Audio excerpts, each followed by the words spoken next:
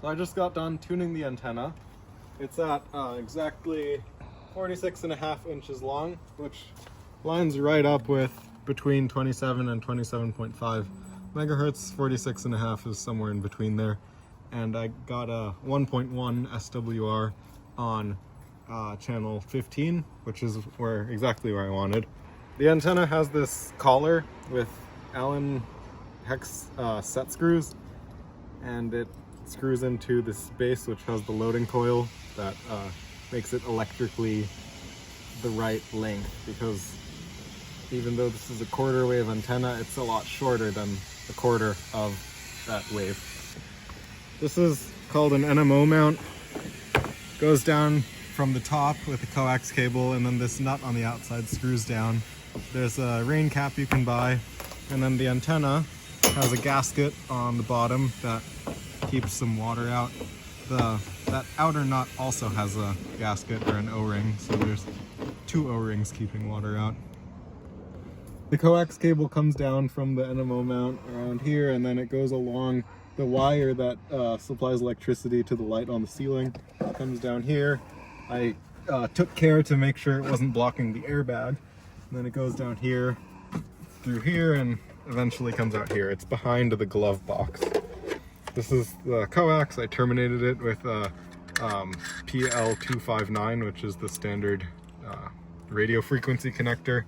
This is the SWR meter, and I made sure to make the power for the CB radio and the coax cable long enough that I could tune it with the radio on the passenger seat. I also have power cable for the dash cam. I also ran that cable while I was running these other cables. The bottom of the CB radio has the voltage converter for the dash cam. Because it's USB, it takes 5 volts. So I just put that on here to keep everything together. And then the power from the car, which is 12 volts, goes to both the radio and to this voltage converter. Then the dash cam gets plugged in here. So this bracket I made for the CB radio screws into these brackets that are holding on the stereo unit, the CD player, and the radio. To get access to those, I have to take all of this out. I've already taken out the bolts and all this trim. This top screen comes out. And then this stereo unit comes out, and I have to unplug the wiring harnesses on the back of it to actually get it out.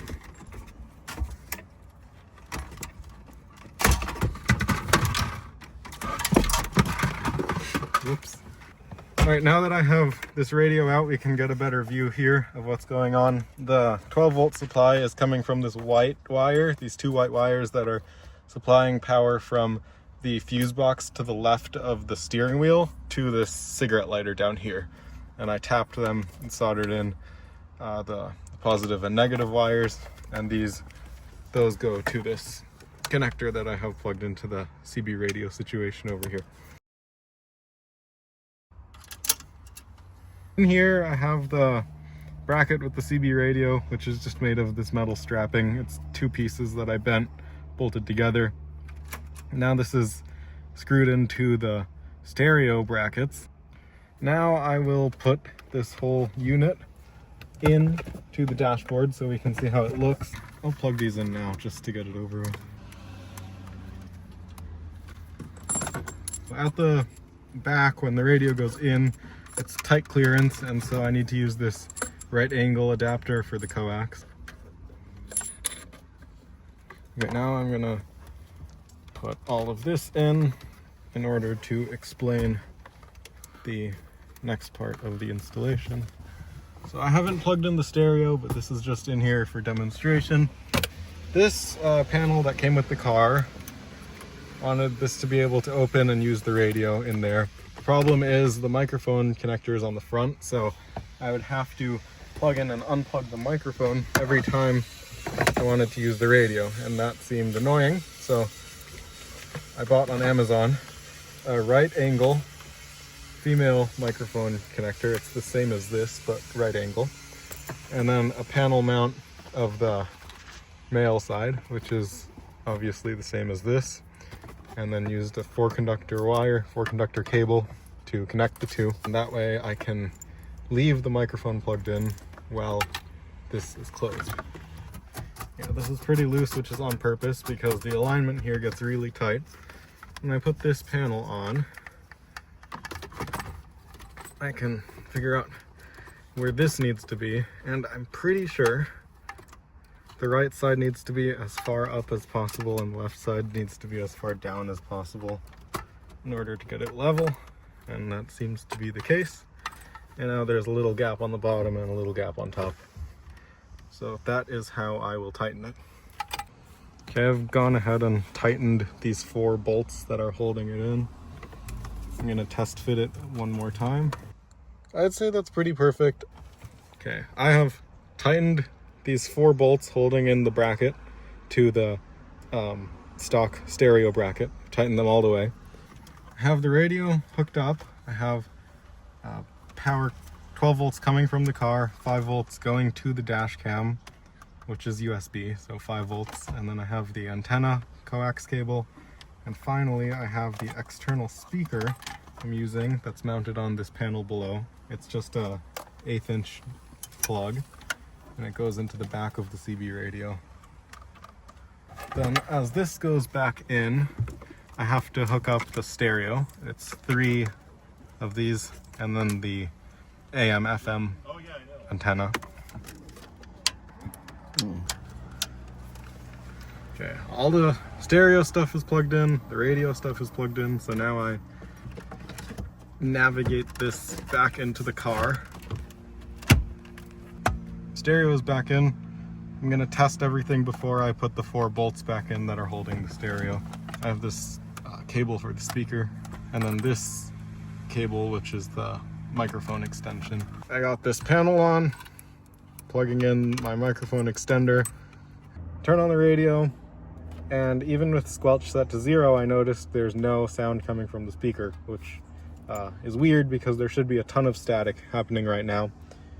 I thought the speaker might be broken, but it turns out there needs to be a microphone plugged in. So I'm going to turn this off, plug the microphone in down here, try this again, turn it on, tons of static. So the speaker's working, it just needs to have a microphone plugged in. Okay, now I'm gonna take this back out, take the panel back off, and then tighten the stereo bracket back down. So there's 2 bolts down here, 2 bolts up here. So I noticed that the coax back here is pretty bent. I don't really like that, so I'm going to take out the glove box and just pull that slack out. I like that bigger bend better. It's less likely to cause any problems. Also, while I'm back here, I can show that I can move these cables to the side. There's enough slack so that I can get the cabin air filter out when I need to replace that.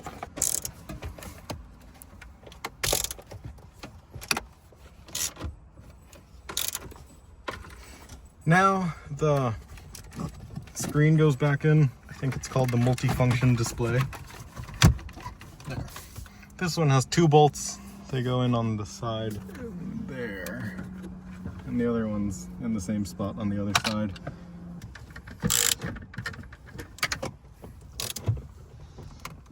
Now this panel goes back on.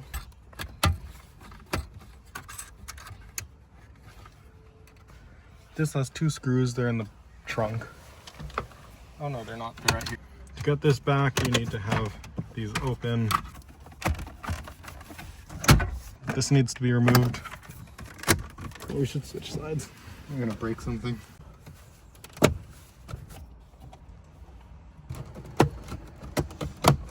The microphone cable plugs into this. And then I put the clip for the microphone there.